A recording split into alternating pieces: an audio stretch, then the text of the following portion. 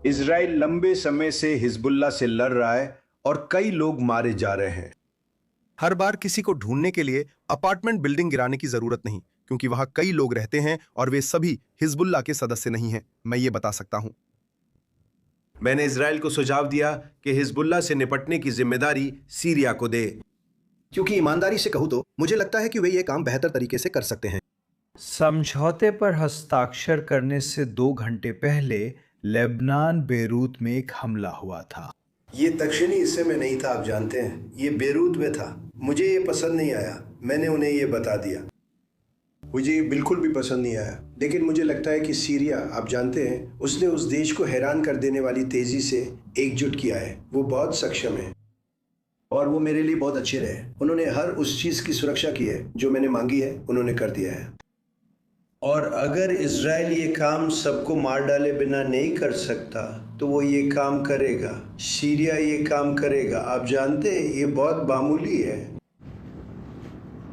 छोटी सी बात है, कुछ ड्रोन के साथ जो छोड़े गए थे और आखिरकार मैंने वो हमला देखा। मैंने देखा कि वो बम कहाँ गया। क्या आपने देखा वो क्या था? वो नहीं था, वो बहुत क्रूर था, वो बहुत ज़्यादा था। आप जानते हैं, आप हद से ज़्यादा भी जा सकते हैं। अब इसमें गहराई से चर्चा के लिए हमारे साथ हैं Bilal Saladin, i24 news English संवाददाता, और याकूब लैपिन, सुरक्षा विश्लेषक, साथ ही रॉस हैंडलर रिपोर्ट के होस्ट। ठीक है, जाहिर है जैसे ही हम इसे सुन रहे हैं, हम इसी के बारे में बात कर रहे हैं। इतने सारे कमेंट्स आ रहे हैं, समझना मुश्किल है कि कहां से शुरू करें। लेकिन चलिए यहां लेबनान वाले कमेंट से शुरू करते हैं। इजराइल में पिछले कुछ दिन काफी मुश्किल रहे हैं। मैं हमारे दर्शकों के लिए एक बार फिर से इसे उजागर करना चाहता हूं। लोग निराश, छोड़े जाने का एहसास और अमेरिकी राष्ट्रपति की निंदा महसूस कर रहे हैं।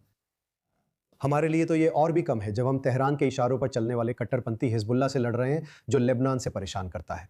आप जानते हैं, क्या हिजबुल्लाह उस योजना का पालन कर रहा है जिसे राष्ट्रपति ने आगे बढ़ाया है? हिजबुल्लाह क्या कह रहा है? क्या वे युद्ध विराम का पालन करेंगे? इससे हमें अभी के लिए क्या संकेत मिलता है?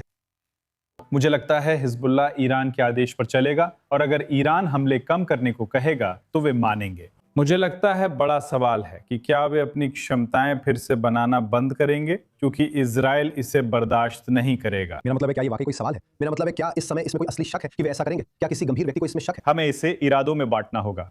उनके इरादों पर कोई सवाल नहीं है। वे अपनी क्षमताओं और अपने इरादों पर अमल करने की क्षमता फिर से बनाना चाहते हैं। यही बड़ा बदलाव आया है। आईडीएफ दक्षिणी लेबनान में भीतर तक फैले एक सुरक्षा क्षेत्र पर नियंत्रण रख रही है। ये काफी हद तक वैसा ही दिखता है जैसा 80 और 90 के दशक में था। यहाँ फर्क ये है कि ज्यादातर शिया जो मानव ढाल और आधार हैं और जहां से हिजबुल्लाह भर्ती करता है वहां नहीं है। उनमें से कुछ ने एक तरह से छिटपुट तरीके से अपने घर लौटने की कोशिश की है। तो जो हम वास्तव में देख रहे हैं वो दक्षिणी लेबनान का पुनर्गठन है। हिजबुल्लाह वहां नियंत्रण नहीं करता, वहां अब उसकी छाया सरकार नहीं है। ये उसका गढ़ था, यही और दहिया और बेका घाटी। और आखिरकार ये उनके उस इरादे के लिए बड़ा झटका है जिसमें वे इजराइल की सीमा पर एक तरह की आक्रमण सेना बनाना चाहते थे। तो क्या वे स्नाइपिंग करने की कोशिश करेंगे या वे फिर से गुरिल्ला तरीके अपनाने की कोशिश करेंगे? अगर वे ऐसा करते हैं, आईडीएफ के रॉकेट्स और मिसाइलें, हाँ, अगर वे ऐसा करते हैं तो जैसा प्रधानमंत्री नेतन्याहू और रक्षा मंत्री कार्ड्स ने कल कहा था, आईडीएफ हर खतरे पर पूरी तरह हमला करेगी, जिसमें उनकी सभी ज्ञात गुरिल्ला रणनीतियां भी शामिल हैं। लेकिन मुझे लगता है कि बड़ा सवाल जिसका जवाब हमारे पास अभी नहीं है, और ये एक महत्वपूर्ण सवाल है, वो ये है कि अगर हिजबुल्लाह दहिया बेरूत में मिसाइल बेस बनाना शुरू कर देता है तो क्या इजराइल इसे देखता रहेगा या नहीं? मेरी आशा और अपेक्षा है कि इजराइल किसी भी लेबनान संबंधी प्रावधान से ना बंधे, जैसा प्रधानमंत्री ने कहा, और साथ ही हिजबुल्लाह की ताकत बढ़ने पर केवल देखता न रहे, क्योंकि ये दक्षिणी लेबनान के पुनर्निर्माण का मुख्य सबक है। सीरियाई लोगों की ये धारणा, जो जाहिर तौर पर आप जानते हैं, हम कह सकते हैं कि सीधे दुश्मन है। दमिश्क में ये शासन हिजबुल्लाह के साथ कई स्तरों पर युद्ध कर चुका है। वहां आप उस दावे के बारे में क्या सोचते हैं, और क्या ये कुछ ऐसा है जिस पर हमें ध्यान देना चाहिए? आप जानते हैं, दिलचस्प है। अच्छा, मुझे लगता है ट्रंप नहीं समझते कि यहाँ क्या हो रहा है, क्योंकि इस संदर्भ में लेबनान में सीरियाई हस्तक्षेप को इजराइल के पक्ष में उठाना लेबनान के लिए विनाशकारी होगा, मैं कहूँगा किसी अरब नेता के लिए। और ये बिल्कुल ऐसी चीज है जिसके बारे में सोचना भी असंभव है कि इसे किसी भी तरह से एक रणनीति के रूप में अपनाया जाए।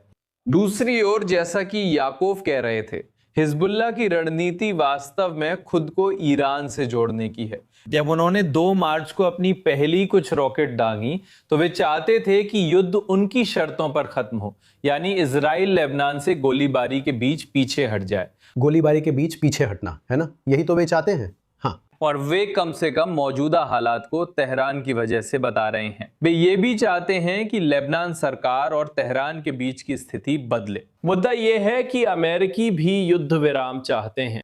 वे सोचते हैं, कम से कम अपनी विचारधारा और सोच के अनुसार, कि लेबनान सरकार किसी तरह हिजबुल्लाह पर अपनी इच्छा थोपने में सक्षम होगी।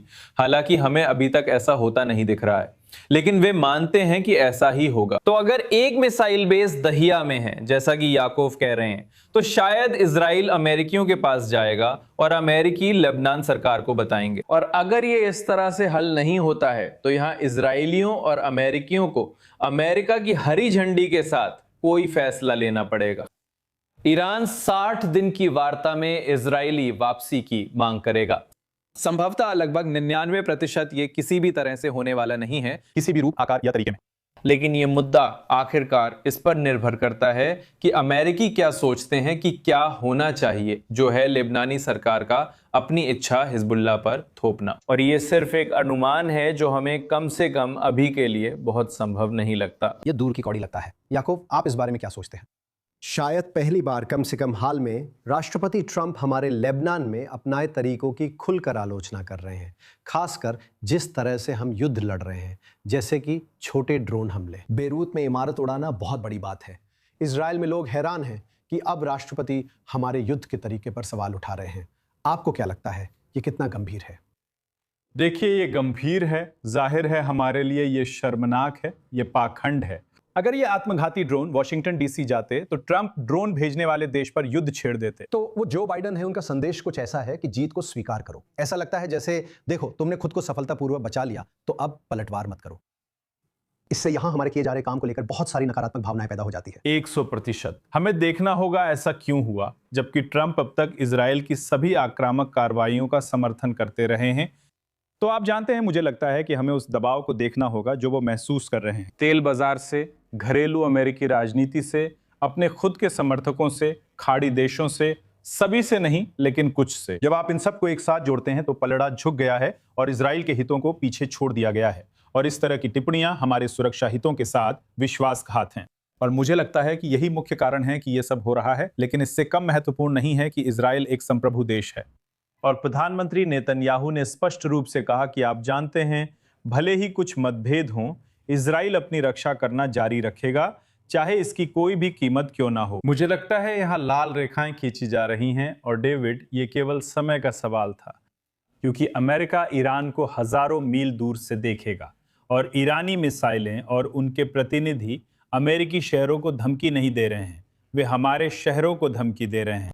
और इसलिए हमारी प्रतिक्रिया अमेरिकी प्रतिक्रिया जैसी नहीं होगी। और मुझे लगता है कि यह हमारे लिए कुछ मायनों में अच्छा है कि हम अपने तरीके से काम करने में और अधिक स्वतंत्र होना शुरू करें। कीमत चाहे जो हो, ये इसके लायक है।